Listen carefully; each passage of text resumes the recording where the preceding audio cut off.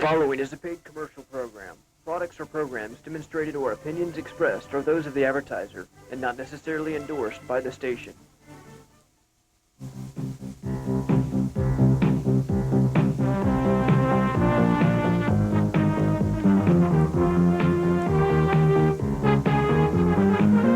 Covering the Gulf Coast, The Law Show. Brought to you by the personal injury law firm of Kerrigan Estess Rankin McLeod. Good evening. Welcome to another edition of The Law Show. I'm Mike McLeod here for all the lawyers at Kerrigan Estess Rankin McLeod. We're proud to host The Law Show here from the studios of News 13 in Panama City every Sunday night from 10:30 to 11:30. The Law Show is a live telephone call-in show, and we invite you to call me tonight and call the number on the screen, 769-0412, and allow us to answer your legal questions.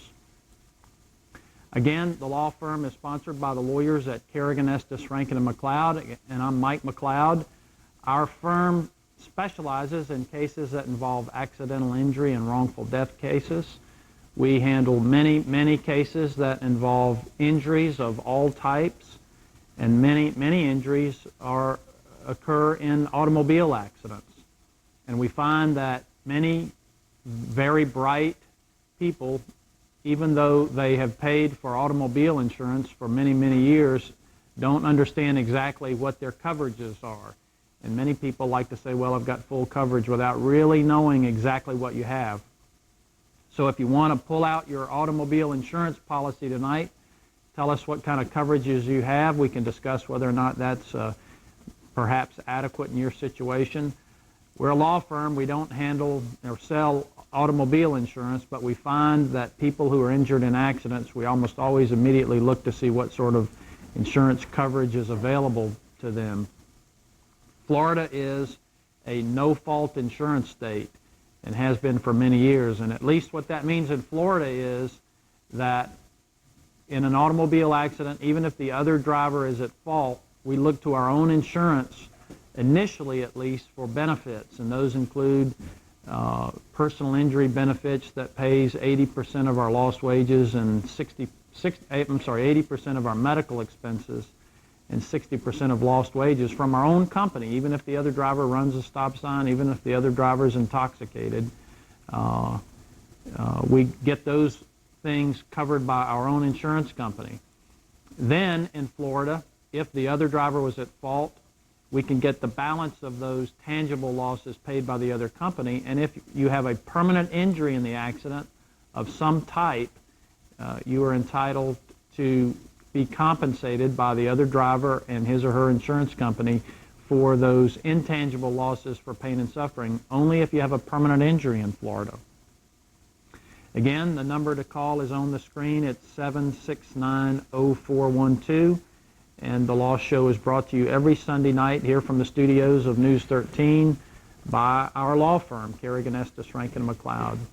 We have 6 lawyers in our firm. All of us specialize in accidental injury and wrongful death cases. Let's talk about how you hire a lawyer in cases like these, accidental injury cases. All lawyers do not do the same sort of thing. Lawyers, like physicians and other people, tend to specialize a great deal more now than they did 10 or 20 years ago. And lawyers do things like, of course, wills and criminal defense work and divorces and real estate transactions and those sorts of things. Our firm specializes in accidental injury cases. And so if one is considering whether to hire a lawyer and what lawyer to hire in those sorts of cases, we recommend that you be an active consumer and ask questions of the lawyer about their background and how many cases they've tried and what sort of success they've had with their cases. Board certification is something that one should also ask about. In Florida, the Florida Bar allows lawyers to announce to the public that they have a specialty in certain areas and that they're board certified. And so we recommend that you inquire whether or not the lawyer is a board certified civil trial lawyer, which is the type of certification that is helpful in these cases where people are injured in accidents. We've got a caller now. I think we've got Denise on the line. Denise, are you there? Yes, I'm here. You're our first caller tonight, and I want to invite other callers to call the number on the screen, 769-0412, and we'll answer your legal question tonight. How can I help you? What happens when you're in an auto accident, but you're working? I was in an auto accident several years ago. Right. And I was the first, I guess, workman's comp case. And that's what they said it had to be called, a workman's comp case versus a normal auto accident. Right. Which basically I feel like I didn't get the care that I needed. And I guess I would have never thought it would have been a workman's comp case versus a normal auto accident. Well, that's partly true. If you're working at the time of an automobile accident, for example, you're doing a job for your employer, and did somebody else cause your accident? Oh, yeah. It wasn't your fault. So you have a claim for workers' compensation benefits in Florida. If you had lost wages, your employer's workers' comp company will pay 2/3 of your lost wages, and then the workers' comp company also pays 100% of your medical expenses. But you also have a claim, Denise, against the driver who caused your injuries, and that's commonly called a third-party case. So you had both, and just because you were working at the time of the accident doesn't mean you don't have a different claim against the driver who caused the accident. This is kind of interesting too, Denise. Your boss's workers' comp company also has a claim against that other driver and his or her insurance company to recover what they had to pay you in workers' comp benefits. And many of these cases involve refunding part of that money to the workers' comp carrier. I have another question, if possible. Well, and I'll mention one other thing, and then I'll answer your other question. Also, well, go ahead and ask your question, and then I'll get to that. Is there an expiration time for filing a claim against the driver? Because it was very confusing for me. I'm a single parent. Right. I didn't lose any wages because I worked for a private, not-for-profit company, and all I had to do was show up for work, and I was going to get paid. I didn't have to do anything. Right. So they didn't know how to handle the situation because they never had a workman's comp case before, and the workman's comp office was out of state. Well, in Florida, under Florida workers' comp law, if you go for a 2-year period without seeing a doctor or getting a benefit, then you can lose any other additional workers' comp benefits. And your claim against the at-fault driver in an automobile accident, the statute of limitations is 4 years from the date of the accident. So you should still be okay. The accident was just 2 years ago. Okay. Thank you. And do you still have an injury that bothers you? Permanent injury, yes, I have since that day. That was part of the problem. Nobody would touch me because it was labeled work comp. Right. You know, but it was because of an auto accident. It wasn't like I fell on my job. Right. And that's why I say I feel like I didn't receive proper care. I do have permanent injuries. And are you still treating with a doctor? No, it was more than 2 years ago. Unfortunately, when I first moved here 2 years ago, I tried to establish contact with the company, but like I said, they were out of state. Then they transferred it to like Tampa. I never saw a person face to face. You know, nobody ever called me back.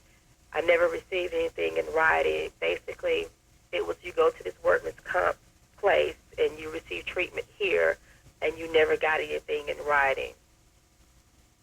Well, you still have a claim. If you still have an injury that you suffer from and you have a permanent injury from the accident, you also have a claim against the driver who caused the accident and his or her insurance company. So if that's true, you may want to see a lawyer who handles those sorts of cases about that to see if they can help you.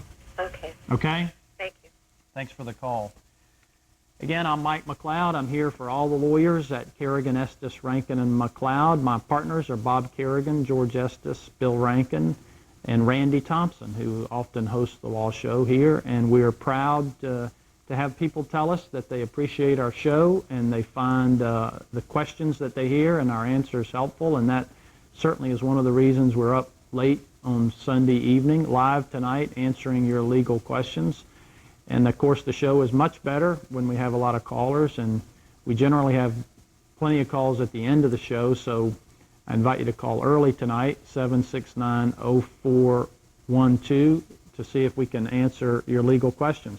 And again, we deal many times in automobile accidents, just like our last caller, with automobile insurance and making sure that in a case where we have a client who is injured in an accident, there's sufficient coverage to compensate them fully for their injuries. And so if you have your automobile insurance declarations page that shows what your coverages are, you're welcome to call. We won't mention the name of the insurance company, but call and tell us about what kind of coverage you have, and I can comment if you find it helpful on the amount of your automobile insurance coverage. A lot of these cases where, for example, the last lady, Denise, called, who's injured in an accident, many of those types of claims where people have permanent injuries in accidents are resolved by a settlement with an insurance company, the other person's insurance company. In some cases where settlement is possible, we as lawyers for the injured person gather information that educates the insurance company about the significance of our client's injuries.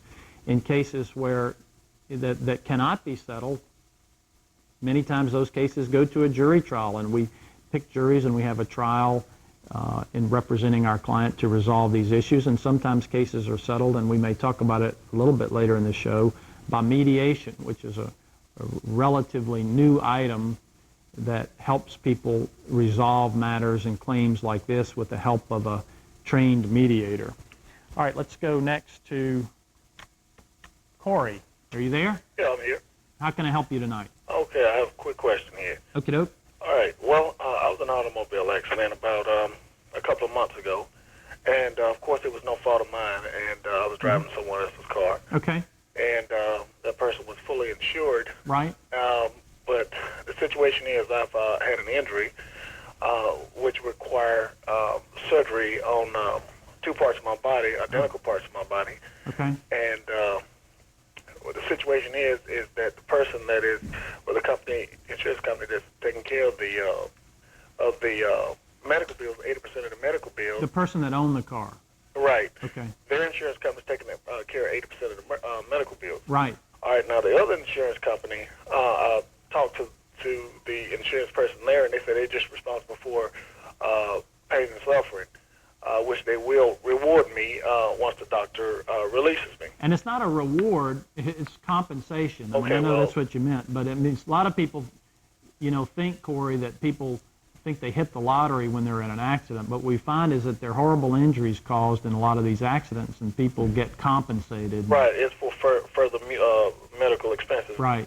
Right. Okay. The question is I found out that I'm going to have surgery on one part of my body, and both parts of my body. One is not as bad as the other, but it requires surgery on both parts. The thing about it is that the first company that the person I was driving that car, their insurance only takes care of up to $10,000. Right. Surgery would probably cost more than that. Do you have health insurance? No, I'm just completely dependent on the insurance company to take care of their responsibility. Mm-hmm. All right. So the question that I have is that could the next insurance company take care of anything left over? Being that the surgery would probably take about the same amount of money on both parts of my body. All right. Well, let me tell you some good questions to ask. Okay. Well, first of all, you don't own a car, and you're in a car that you borrowed, and the owner of that car has insurance, and that insurance is called PIP, is paying $10,000 of your medical bills. That's correct. But that's probably not going to be enough to cover your medical bills. Right. Whether or not you have a permanent injury, the other person's insurance company, the car that caused the accident, is going to owe you the additional medical bills over that $10,000. Okay. Okay? No doubt about it, if it's clearly that person's fault. Right. If you have a permanent injury, despite having some surgeries, you're also entitled to be compensated for your inconvenience and your disability or your pain and suffering on top of these other medical expenses. That's a harder number to come up with. The medical bills that go over $10,000, that's just a matter of doing the math. You with me? I'm understanding you. However, unlike the insurance company that your PIP from your friend you borrowed the car from, the at-fault driver's insurance company is going to want you to sign a release that ends your case before they pay you any money. Okay? And that's what you don't want to do until you're absolutely clear you know what all your expenses are going to be and whether or not you have a permanent injury. That's the rub. You need some surgery, and you certainly should go ahead and have it, but you should not take any money from the at-fault driver's insurance company because they're going to want you to sign a release at that time. So you got to make sure you've got all your ducks in a row and know exactly how you're going to be before you take any money from them. Okay? Okay. That's part of the answer. Here's the other thing. How much insurance coverage does this other driver have? The at fault? Right. Okay, $20,000. She's already told me. Okay. We ought to get that in writing. And to be honest with you, if you're going to have 2 surgeries and the surgeries are going to go over $10,000 and you may have some scarring as a result of the surgery or some permanent problems, it strikes me that they ought to just be offering you that $20,000 now. You know? Right, but as far as that would only take care of the medical expenses. What about the pain and suffering? Well, if your claim is worth more than $20,000, which is the policy limit of the other driver, you may have a difficult time getting that, and you can't get it from the insurance company unless there's some exceptional circumstances. In other words, Corey, the guy who hit you and caused the accident, he bought $20,000 worth of insurance. Mm-hmm. And assuming his insurance company offers that to you on a timely basis, you're not going to get any more money from that insurance company. What about the first insurance company? Your friend's insurance company? Right. Although they're taking care of the medical expenses. Right. Well, you should then find out if you think your case is going to be worth more than the $20,000 from the at-fault car, whether or not your friend has something called uninsured motorist coverage. That's a different kind of coverage than PIP that's been paying your medical expenses. Right. It's coverage that covers the insured, your friend, or an occupant of the car, you, if your claim exceeds the coverage of the at-fault driver, which is what you're telling me may be the case. You see what I'm saying? I understand what you're saying. But I'll tell you this, and there are a lot of other good lawyers who do this sort of work. We're one of them, but we're not the only ones. And you know, we do this show so people can know a little bit about us and what we do. But it just strikes me from talking to you some that you have the kind of case that a lawyer could help you with. Right, because I talked to the second insurance company, and she told me she can't give legal advice, but it sounds like I might need to get an attorney because it's very complicated. Well, and the other thing is, and we deal with insurance representatives a lot on a daily basis, mm-hmm. and I find them to, for the most part, be honest and reputable and pleasant, but their loyalty is not necessarily to you. It's to their insured and to their company. And if you hire a lawyer who's a good, honest lawyer who does this sort of work, that lawyer's loyalty is going to be to you. Right, right. And one other thing about hiring a lawyer in these cases, lawyers charge a contingency fee. That is a percentage of the recovery. So you can hire the best lawyers around, and you don't pay them $200 or $300 an hour whether you win or lose. They only get paid if you win, and you never pay them for anything other than the results that they get for you. So it allows you to hire the best lawyers you can find. Okay. So pretty much you said that I have to find out if the first insurance company, they have uninsured motorist coverage. Here's your sources of recovery, and we've got some other people holding, and so Patricia and Julie and Ethan, we're going to get to you in just a minute. But one, you're entitled to $10,000 for medical expenses from your friend's company. Right. And then on top of that, there is available to you $20,000 in bodily injury liability coverage from the at-fault driver, according to what you've told me. Right. And then third, and it comes kind of in this order, your friend may have uninsured motorist coverage on the same vehicle, and you need to find out if he has uninsured motorist coverage and how much his limits are, because that's a final source of recovery. And one other just little quick thing, you have to be careful about taking the $20,000 from the at-fault driver and preserving your claim against the uninsured motorist company, because you have to do certain things to to make sure that Right. you don't close the door on that uninsured Right, because motorist. she's already offered that. She's offered the 20? She's offered the 20 already. Well, before you take it, you need to find out if there's uninsured motorist coverage with your friend, because you have to get their permission to take the 20 for some complicated reasons. And if you want to call me at our office tomorrow, I can explain that to you. But one other thing. If you hire a lawyer, you shouldn't pay a contingency fee on money that's already been offered to you. So the $20,000 has already been offered to you. You don't need a lawyer for that, but you may need a lawyer to get additional funds from the uninsured motorist company, and you need to take some steps to make sure you don't waive your uninsured motorist claim. All right, I'll give you a call tomorrow. Okay, thanks for the call. All right, bye-bye. All right, good luck to you. Okay, we're going to go next to Patricia. Yes. Thanks for holding. You're next, and we've got Julie and Ethan holding. Okay, I'll try to make mine short. Well, listen, we got 45 minutes, so Okay. be as long as you want. My situation was I was working at a place that we got sick by like toxic mold poisoning and carbon monoxide. Yeah. Okay, so it turned out to be like 3 workman's comp carriers involved, in the period of time that we got sick. Okay.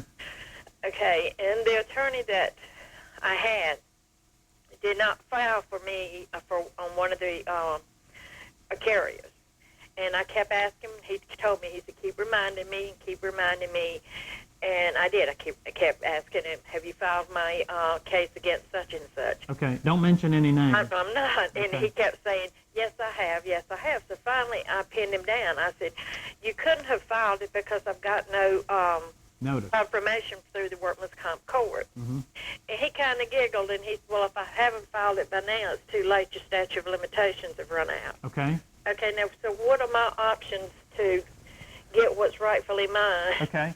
Well, if lawyers are like anybody else, and if a lawyer makes a mistake in your case that he or she should not have made, and as a result you don't get something that you were legally entitled to get, Yes. then you have a claim against the lawyer for the lawyer's negligence. Okay, now what type of lawyer do I get to? Well, you need a lawyer who does trial work. You need a lawyer who handles probably injury cases.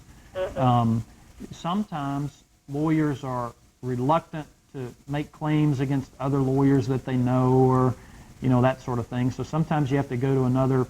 Did this happen in what area? Panama City. Panama City. So you may have to look for a lawyer in Fort Walton or Tallahassee, but if you have damages that you clearly were entitled to get, and your lawyer negligently let the statute of limitations run, Yes. that's a claim that you should pursue. Yeah, because I've got documentations from my disability and everything that I'm permanently permanently disabled, and I will be for the rest of my life. Well, lawyers dish it out, and the lawyer makes a mistake, they ought to stand up and say, have to pay. I did the wrong thing, I made a mistake, we're all human, but you got to step up to the plate and do the right thing. So I just should go out of town and try to find an... Well, I'm not saying you have to, but I would look for a good lawyer here, and then if you run through some people who say, well, I've got a conflict, I know Janet or Jim or whoever, I can't do it, then you may have to look for a lawyer in Tallahassee or Fort Walton. Now, let me tell you this. You're going to have real damage. If your case is worth $5,000 that you didn't get, that you should have received, you'll have a hard time getting a lawyer to take that case over a modest amount of money. To say I don't know how much I would have ended up getting, because it was like 3 different workman's comp carriers, and I got a considerable amount from one. And I don't know either. And I don't know what I would have gotten. But like I told him, no matter what little it was, it should have been mine to get. I agree with you. And he laughed. And it's just... yeah, I agree with you, but I'm just telling you as a practical matter, okay, in order to stir up a lawyer's interest in making that claim for you... But could I take him to small claims court? You could. And what do you think my chances would be there? Well, it just depends on how clear it is. Okay. Small claims courts are designed for people to handle their cases without a lawyer. The nature of your case is there's going to be a lawyer on the other side of the case, which puts you, I think, at somewhat of a disadvantage. What I guess you could do is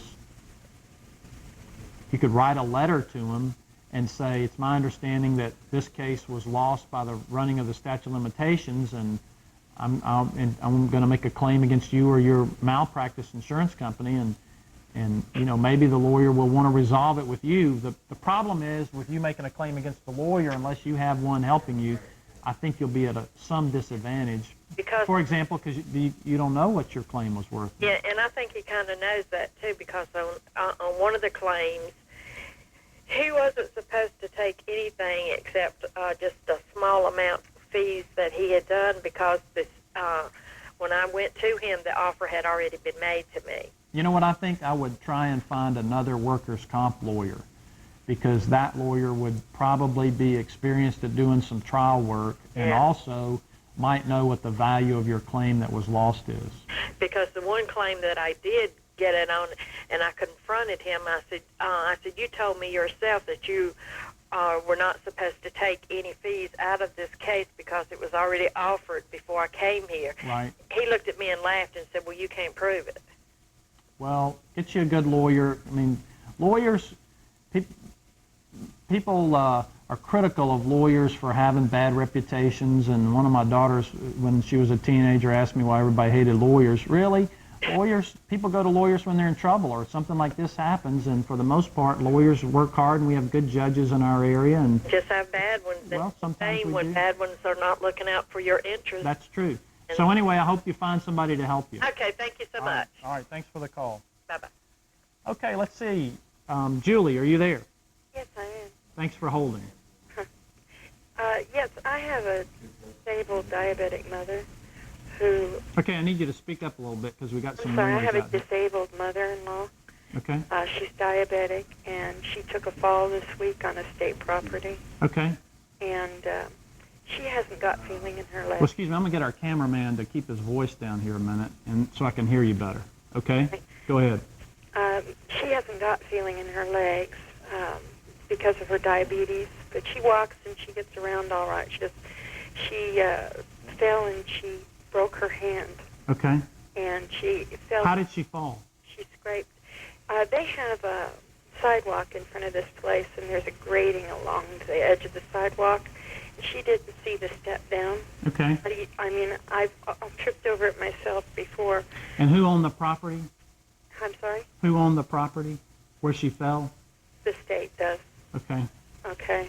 And someone told me I didn't have recourse against them or to get help for injuries or anything. Well, it's possible that a state agency could also have insurance that pays for a person's medical expenses. In a private situation, a business may have a premises medical payments coverage. And that would pay her medical bills, whether she was at fault or not. But Paul was witnessed by an employee there. But, I mean, just from the facts you've given me, it sounds like it may be hard to prove that the state agency was responsible for her fall. Unless she slipped or fell on some unsafe condition, I think you're going to have a tough time. Well, it was an unsafe condition. The parking, cement parking blocks were there, and they're too close to the sidewalk. I found out that the state codes require them to be further away.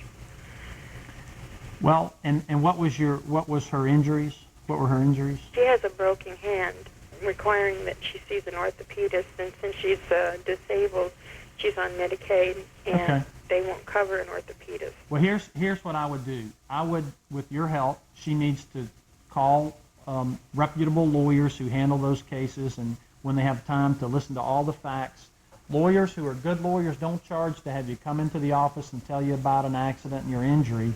And if you go through to 2 or 3 lawyers who, after listening to all the facts and knowing something about her injuries, and sometimes we send people out to look at the situation, if none of those lawyers will take her case, it's a tough case that you're going to have a hard time recovering. But I'd try that route rather than have her try and handle it herself. Well, she can't.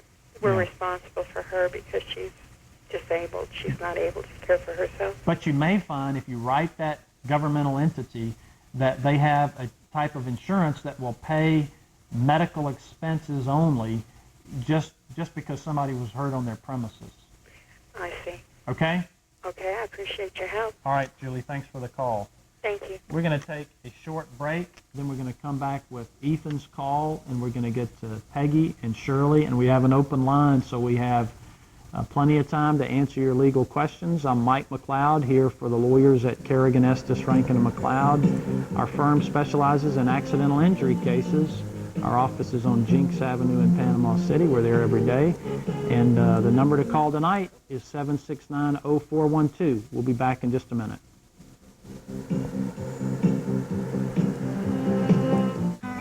I'm Mike McLeod with the law firm Kerrigan Estess Rankin McLeod. From the very beginning, we focused our practice solely on personal injury cases. Today, over 25 years later, we still limit our cases to helping people injured in accidents. Why do so many lawyers advertise for personal injury cases now? In truth, it can be easy money for lawyers. Take this example. Say you have a $500,000 case, and the lawyer you hire settles the case for $100,000 and charges you $33,000. The insurance company will be all too happy to pay. The contingency fee system was not designed to be easy money for lawyers. Just because there's no law against a cheap, quick settlement doesn't make it right. A fair settlement is no accident. At Kerrigan Estess Rankin McLeod, we limit our cases to helping people injured in accidents. And after 25 years together, our team is still focused on injury cases. Kerrigan Estess Rankin McLeod, a fair settlement is still no accident. For more info on HDTV, go to our website and click on the big picture link. Welcome back to the Law Show. I'm Mike McLeod, and we've got Ethan holding. Ethan, are you there? Yes, I am.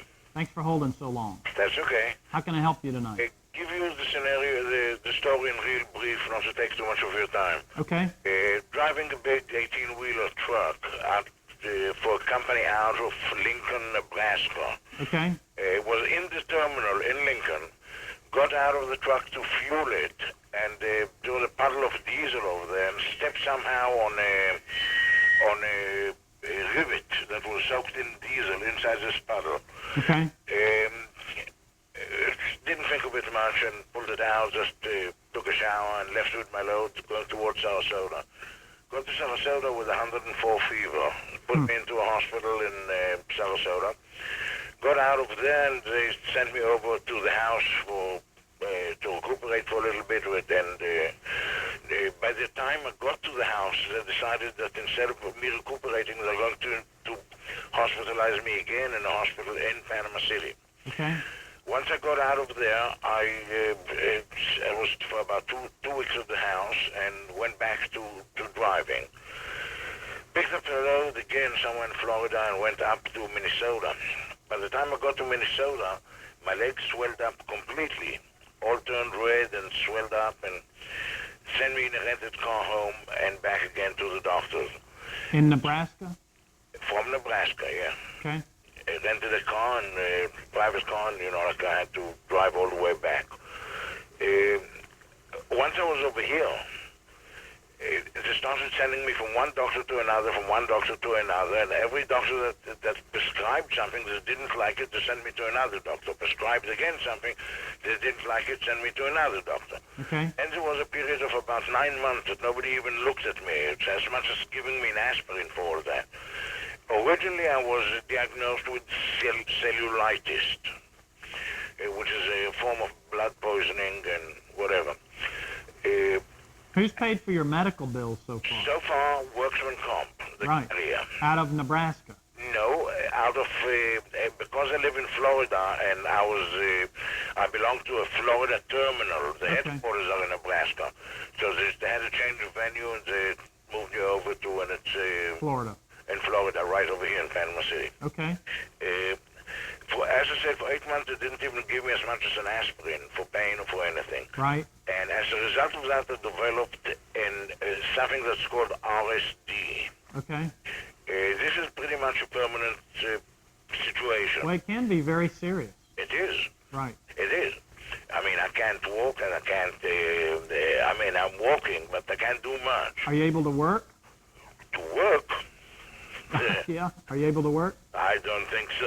I can't. I go from here to the bathroom and I've got to stand up and, catch my breath and raise my leg. And I'm in a bad shape. Do you have a lawyer who represents you now? Yes, I do. I've got a lawyer that represents me in workman comp. Okay. However, what I'm interested is, since I'm a workman comp laid me for 9 months, literally 9 months, I understand that I cannot sue my employer because he's got workman comp. He's kind of an under. Right.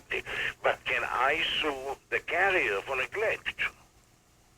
Well, I think you've got to ask your lawyer that question. Well, my lawyer doesn't know the answer himself, if I can do it or not. But who do you want to sue for neglect? The carrier. And who is the carrier? Zurich, North America. How's the carrier different from your employer? The carriers, the employer hired workman comp Zurich, North America. Well, why was the carrier involved in delaying your medical treatment for 9 months? No, it's not I'm sorry. When I said it's the insurance carrier, not. Oh, the insurance company. Yeah, the insurance company. They call them the carrier over there. I don't know why, but that's okay. Well, your employer's workers' comp company is an insurance company, right? And your claim for your accident-related injury is against that insurance company. Correct. And your claim, which is handled through the workers' compensation court, is a claim against that insurance company. Correct. Okay. Correct. But now the question is, first of all, they're playing with me games. They're supposed to send me my weekly check. They're sending it by monthly. Okay. It comes and it doesn't come, and all of a sudden they send 2 checks together. Then they don't send it. Then, like even this right now, today, they're late already in a week for sending me the check, and so on. Every time we have to create and fight with them and whatever. But those are things that you should be handled by your lawyer, your workers' compensation. He is handling those things. Okay. However, the question whether we can sue them for neglect is out of his speciality. Well, I don't think it's my specialty either, but I'll tell you my opinion. I don't think you can sue the workers' comp company for neglect. I think that you can sue them for a benefit that you're entitled to, and if you have to hire a lawyer to get that benefit, the insurance company may have to pay your lawyer's fees so that they don't come out of money that you are entitled to. I understand that. But that's my opinion, but it's just an opinion, and it's not based on me having any experience in workers' comp matters, because I don't. I see. Okay? I see. Thanks for the call. I appreciate you. All right, and good luck to you.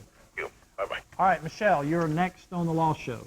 Yes, I was involved in an accident in May of 2001. Okay, speak up just a little bit. And I was rear-ended. Okay, in May of 2001. Right.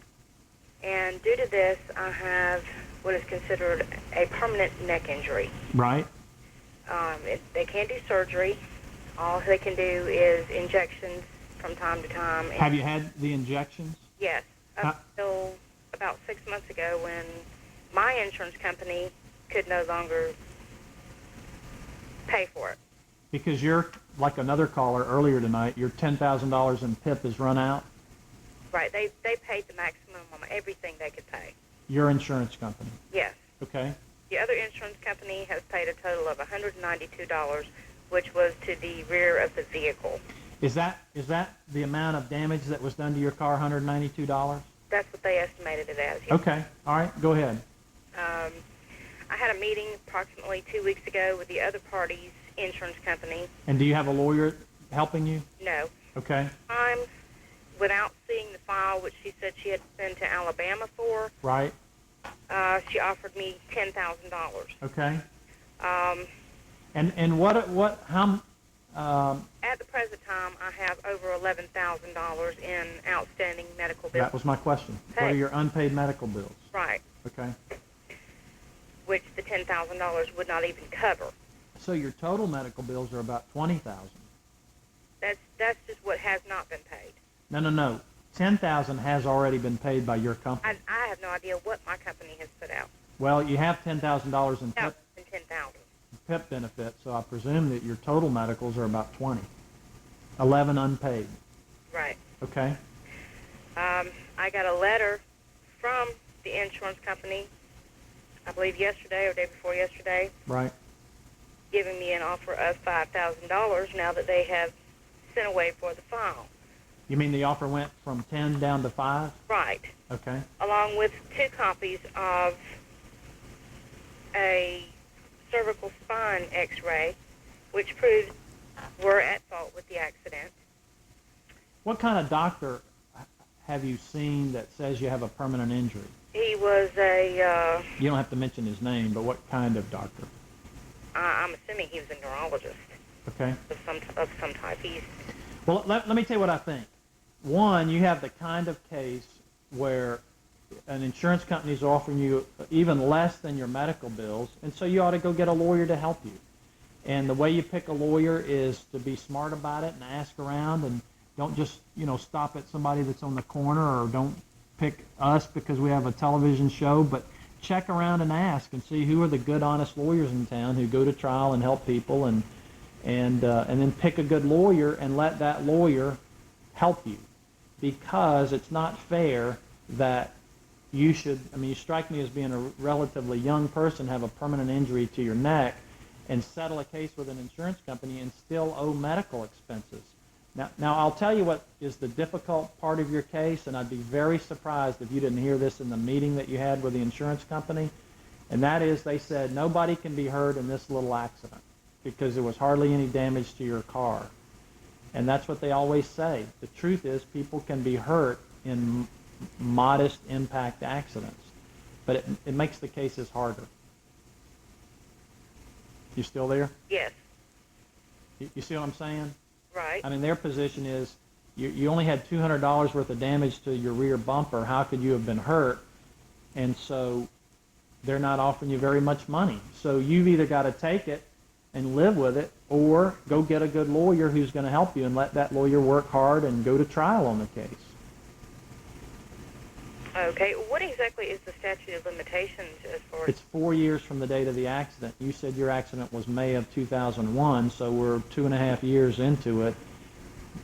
But I wouldn't wait that long. I wouldn't wait right to the end of the period, because then you kind of you get your lawyer backed up against the wall on the statute of limitations. If you are unhappy with what they're offering, and they offered you 10 and now they've worked it down to 5. Right. You should try and get a lawyer to help you. And you have I want to say a modest case, but it's your case. I mean, it really matters to you, and the accident wasn't your fault. And you strike me as being sincere about your injuries. So, do you have a reluctance in hiring a lawyer? No. Yeah, I don't think you're going to be successful handling it yourself, because the insurance company's jerking you around. So that's my recommendation to you. Okay. And then you can work hard to get better while the lawyer works on the case, and you won't have to fool with it anymore. And I say that knowing, there are a lot of good lawyers in town who take your case and work hard on it. Okay? All righty. Any other questions? Nope. Okay, good luck to you. Okay, thank you. All right. Okay, Peggy, you're next on the Law Show. Hello. Thanks for holding so long. You're welcome. How can I help you? Well, I have a problem that I had surgery. I had went into a hospital April the 16th to have that balloon thing done to you. Right. And they ended up doing a 4 bypass surgery on me on April the 16th. Okay. So you went in for an angioplasty and you had a bypass. Yes, sir. Mm-hmm. And I had a stroke around the 19th. Right. Well, one of the nurses there was trying to pick me up, and my sister was staying with me, and told him, don't pick her up yet. You can't do it by yourself. Mm-hmm. And she said, I've been a nurse for 25 years. I know how to do this. Right. Well, when she picked me up, she dropped me. And what she done was my feet slid out from under me, mm-hmm. and she just slung me on the bed and then fell on top of me. Okay. So come to find out, it broke my sternum bone. Well, that's So painful. a month later, I had to go and have that redone. But during this time that I was staying at this hospital, I laid and pooped for, duty for 3.5 hours. I got 4 big bed sores on my bottom. I was kind of like out of it, but I could hear them saying stuff like, if you weren't so fat, you wouldn't be in this shape. Well, listen, I can tell this has been a painful thing for you. Sometimes when people get bad results in the hospital or things like that happen, there are a variety of remedies. The problem with a medical malpractice case against the hospital or against the nurse is you had some really serious problems in the hospital, bigger problems than those other things, which are things that I would certainly be concerned about too. But unless you have a real significant permanent injury that really, really affects your life, it's hard to get a lawyer to handle a case for medical malpractice because they are so difficult and expensive to pursue. Yes, sir. Okay? So in your case, fortunately you had a family member there, but even if it was exactly as you say, that it was negligent for the nurse to drop you and you broke your sternum, if it's a situation that's very painful for a while, but you're going to get better, then it's not a case that you're going to be able to get a lawyer to take, because they're very expensive for the lawyer to pursue, and the lawyer's going to spend a lot of money, but then the recovery is going to be modest. Yes, sir. Well, and so I just want to suggest to you that if you had a bad experience in the hospital, probably the better thing to do is to write a note to the administrator or something, just document what happened to you when you were there. And that may not be very satisfactory to you, but I just think you'll be disappointed if you go hunting lawyers, for a case unless you have a devastating injury. And the reason is the legislature's made it harder and harder to make a claim against a physician or a hospital. So going into the hospital and having a normal, I figured I'd go in, have my operation, be out for, a week or so, and then come home, take me a month to get healed. Well, you know what? We're very blessed with the physicians that we have in our area and the hospitals. And we have really great medical services generally, just like somebody called earlier about a lawyer who had let the statute of limitations run in their case. We're all human, and people make mistakes. And when doctors or hospitals make mistakes, then they should step up to the plate. In your case, I think the better remedy, just my opinion, is to maybe write a note to the hospital. And truthfully, you're a great example of this, but I've always said for years, if a family member or loved one's got something going to spend the night in the hospital or got some procedure, you ought to have a family member there asking questions and watching, and as you did. But I'm sorry you had such a bad time there, and really that's my suggestion. Okay. Okay? All right. Thanks for holding, Peggy. Okay, let's see now. William, are you there? Yes. How can I help you? Well, I got hurt here a while back, and ever since I've been on some sort of workman's comp. Okay.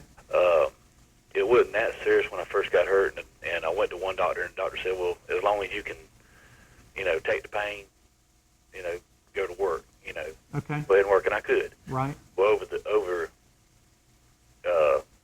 let's say a 2-year period, it's got, it steadily got worse, and I finally had to have an operation done. And did workers' comp pay for it? Yes, sir. Okay. But the thing is I've been out of work now for the last, I say 2 months, a little over 2 months, and I know just common sense to tell you that, you're going to have a little bit of pain after surgery and everything like that. Sure. Well, ever since that surgery, my foot has been numb, and I just seen the doctor here a couple of days ago, and every time I go to see him, I tell him the same thing. Right. And he says, well, it'll get, that'll get better, it'll get better, it'll get better. Well, finally, he just told me the other day that, well, it might never come back. Okay. Okay, well, here in a couple more days, I'm going to have to do what they call some kind of test where they evaluate you. At work? No, sir. It'll be at another place. Like a work performance Right. evaluation? Right. Okay. And my foot is still numb. Okay. And I told the doctor that, and he pretty much shook my hand and we'll see you later. Well, listen, workers' compensation cases have some particular parts that I wouldn't know about. Our firm handles accidental injury cases that don't necessarily occur at work, automobile accidents and cases where people have serious falls and other types of injuries. But workers' comp is kind of a different thing. And you may want to consult with a lawyer who only does workers' compensation, because that lawyer will know the details about what you're entitled to. It may be that if you can't work because of your accident, or you have to take a job where you make less money, if it's because of your accident, that you'll be entitled to some partial wage supplements. Well, now, I've heard a lot of people have a lot of horror stories about workman's comp and the insurance companies that they deal with. Right. And I have to say that the insurance company that I've been dealing with for the last 2.5 months or whatever has not bought on nothing that I've asked them for. Well, you know what? They shouldn't, because the whole system of workers' comp was designed so that workers in Florida and other states would get immediate benefits. Because, William, what you give up for those workers' comp benefits is you cannot sue your employer in Florida. If your employer, through complete negligence, causes this injury, you can't make a claim against him. But we'll see, that's just... The trade-off is he's got to provide you with workers' comp benefits. And that's another thing. The company that I worked for when I got injured is no longer here. I mean, it went out of business. Right. So I don't, that don't even come into play no more. Okay, but the insurance company's still in business, and they're still paying for your injuries. Right. Yeah. But, well, okay. I'll just tell you this, and I think that it's a wise, if you've got the kind of injury that it sounds like you have, it doesn't cost you anything to go meet with a lawyer who does workers' compensation cases, and that lawyer is not going to charge you and is not going to earn a fee unless he or she gets you some benefits that you're not getting on your own. Right. The only problem I had is that, in which you done told me that, you don't know too much about it, is... Well, I know a little bit about it, but I'm not a specialist in workers' comp. Is what worries me is the test that I got to take, and knowing I just seen the doctor here not too long ago, right, and telling him my foot was still numb, him shaking my hand, and I'll walk out the door, knowing I have to go take a test here. Nothing you can do but just go do your best and see what happens. And right, in the next couple of days, and I need to go talk to somebody, I reckon, before I walk in the door to take a test. And ask around and find somebody who's got a good reputation for doing the right thing for people. And yes. Okay? Well, sir, I appreciate your talk. Thanks for the call. Bye-bye. Let's see. Shirley, are you there? Yes. Uh-huh. How long have you been waiting? Quite a while. Huh? I said, I'm sorry you've had to wait so long. Oh, that's okay.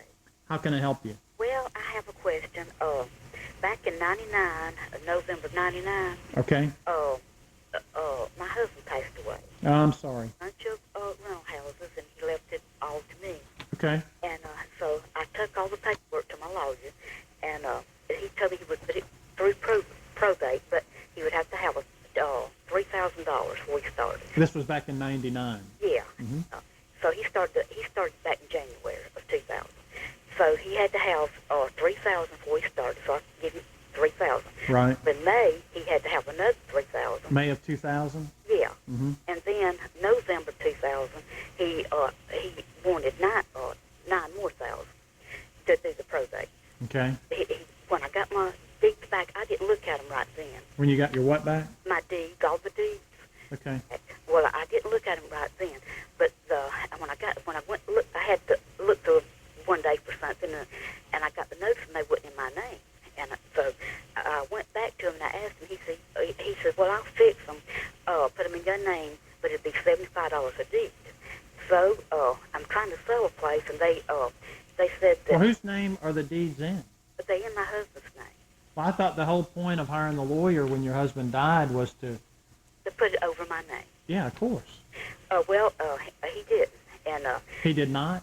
No. Did he do other work for you?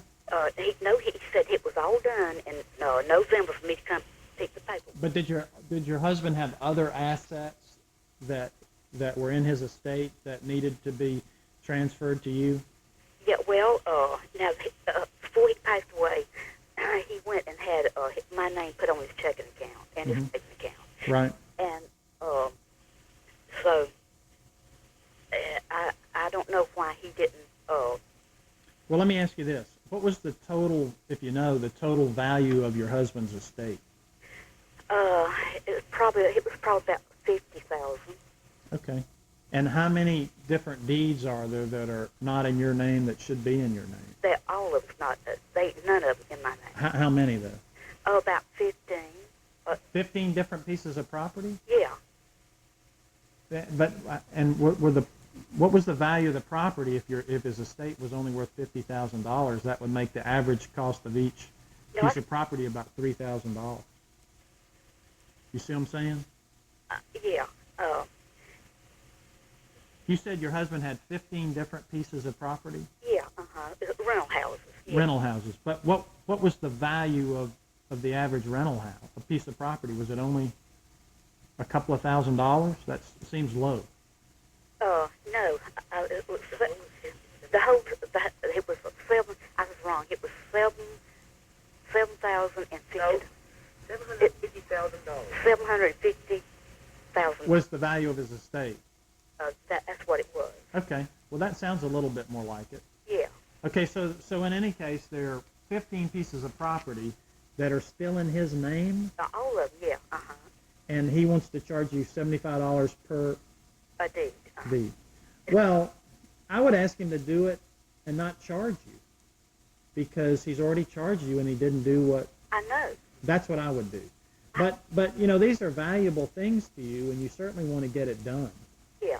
And the other thing you could do, if he won't do that, is you can have another lawyer do it, and you can offer to have him do it for nothing, or tell you're going to get another lawyer to do it, and you're going to see if you can get somebody to insist that he pay the bill. But it does strike me, and I'm not a probate lawyer, but that should certainly have been done a couple of years ago when he did this work for you. Well, I went to the courthouse, and the law secretary told me that I could go to the courthouse and I could have them put my name. So he walked through, he heard us talking about it, and he says, "No, you bring them to me, and I'll charge you $75 a day." Well, you know, that didn't sound right, because after I done paid him $50. But I'm just saying, it seems to me that maybe we're missing something, because I just can't imagine a lawyer charging you to do this very thing and then having the deeds all still be in your name. And I wonder what he would say in his defense, and if it would be a reasonable explanation. You know what I'm saying? So if it was me, I would go sit down with him in his office and say, "I thought I already paid you for all this," and see what his explanation is. If it's not very good, I'd get somebody else to do it. If it is a good explanation, I would get him to do it. We're going to run out of time here in a minute, but I just want to caution you about this. Yeah. I wouldn't do it on my own. Yeah. Okay, because real estate involves certain technical things, and even when the clerk's office helps you, which they will always do, I just think that you ought to make sure that this real estate transfer and the name change is done correctly. Okay? Yeah, well, I asked him one time, I said, if I sell a place, how can I sell it and it's not in my name? How can you? And he said, well, all you got to do is just come to me, and I'll just give you a paper showing everything it was yours. Okay. Well, we're running out of time, Shirley, but I'd go ask some questions to him, okay? Oh, okay. Good luck to you. Okay. All right. Thanks for holding. Listen, we're out of time. We've got just a few seconds left in the show. I'm Mike McLeod for the lawyers at Kerrigan Estess Rankin McLeod. We host the law show every Sunday night from News 13 here in the studios of WMBB. Our firm specializes in accidental injury cases. Our office is on Jinx Avenue in Panama City. If we haven't gotten your call tonight, call us tomorrow at the office. Good night, and see you next week.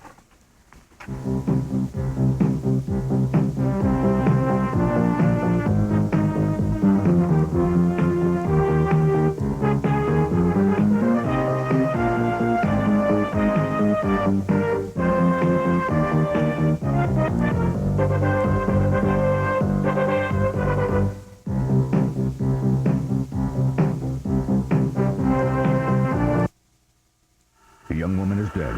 The sheriff's office has a confession, but there is no evidence. Thursday at 5.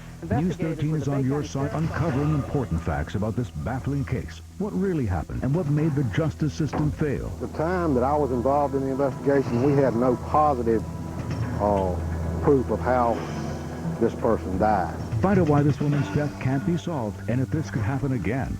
It's a must-see crime report. Thursday at 5, only on News 13 on your side. Why settle for 15 minutes of fame You are on easy. when you can have 30? Hey! Oh, I know. Oh, my God! I'm on the run! Hey! Who are you dating? become married. How's that working out for you? Entertainment Tonight. I have to look good for you, T. Watch Who Happens. Weeknights following News 13 at 10. Monday through Saturday following News 13 at 6.